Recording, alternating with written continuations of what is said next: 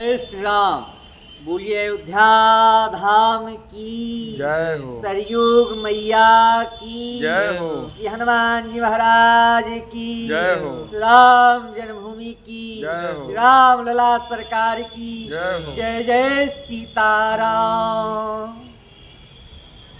कुछ ऐसे तुष्टीकरण, ध्रुवीकरण, दूषित मानसिकता के लोग, कट्टरपंथी, जिहादी, आतंकवादी विचारधारा के लोग, ओछी मानसिकता के लोग जो लगातार सनातन और सनातनियों को लेकर कुठाराघात करने का कुत्सित प्रयास कर रहे हैं। अभी देख सकते हैं जिस प्रकार से सनातन के महान आस्था के महान पावन पर्व कुंभ मेला जो तीर्थराज प्रयाग में मनाया जा रहा है, उसको लेकर के ऑल इंडिया मुस्लिम जमात के राष्ट्रीय अध्यक्ष शहाबुद्दीन रिजवी बरेलवी के द्वारा जो वक्तव्य, जो दावा किया गया है, यह अत्यंत निंदनीय है, अत्यंत दुखद है। इसकी जितनी निंदा की जाए उतना कम है। मैं ऐसे शहाबुद्दीन रिजवी बरेलवी को कहना चाहूँगा कि अपनी मानसिकता को ठीक कर लो। अपने जो दूषित मानसिकता के जो लोग हो, इस विचार को बदल दो। ये नए भारत हैं। नए भारत में इस प्रकार का सनातन पे कुत्सित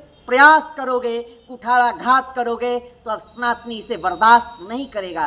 तुम्हारे जैसे लोग कभी कहते हो कि उच्चतम न्यायालय की भूमि वक्फ की संपत्ति है, कभी कहोगे सांसद भवन भी तुम्हारे बाप वक्फ की संपत्ति है, कभी कहोगे दिल्ली के लाल किला भी वक्फ की संपत्ति है। अब इतने गिर गए, इतने नीचता की हदें पार कर गए कि महान पावन आस्था के जो कुंभ मेला है, ये भी तुम्हारे वक्फ की बाप की संपत्ति हो गई। अपनी बुद्धि को तो जरा ठीक कर लो कि भारत में रहते हो, भारत के अस्तित्व पे कुठाराघात करते हो, भारत में रहते हो, भारत के संविधान पर तुम जो है कुत्सित प्रयास करते हो। विचार को बदल लो, और विचार नहीं बदलोगे तो अपनी भावनाओं के नहीं बदलोगे तो अपने देश भारत देश से तुम लोग पलायन कर जाओ। तुम्हारे जैसे व्यक्ति को भारत में रहने का अधिकार नहीं है।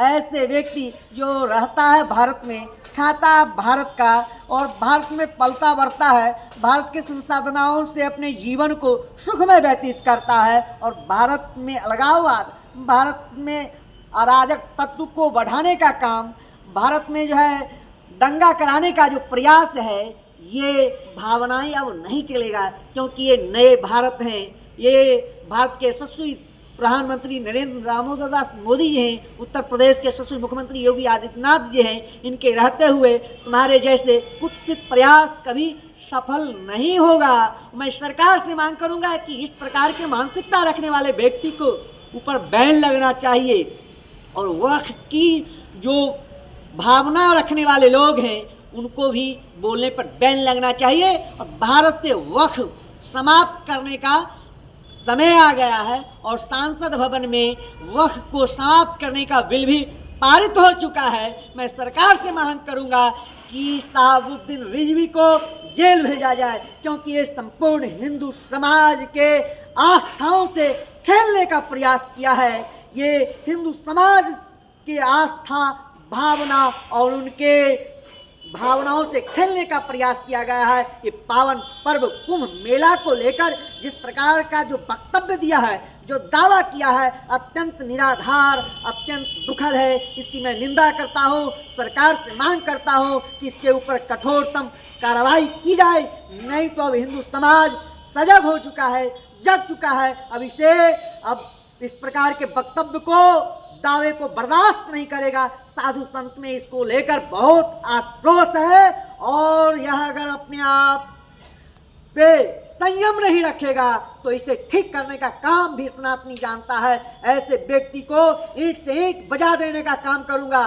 और कहता हूं अपने वक्तव्य, अपने दावे को जो है माफी मांगो, और कहो मुझसे गलती हो गई, समाज तुझे माफ कर देगा। क्योंकि हमारे हिंदू समाज सनातनी इतने सहनशील हैं, इतने सरल हैं, सहज हैं कि वो क्षमा कर देंगे, नहीं तो तुम्हें ठीक नहीं होगा।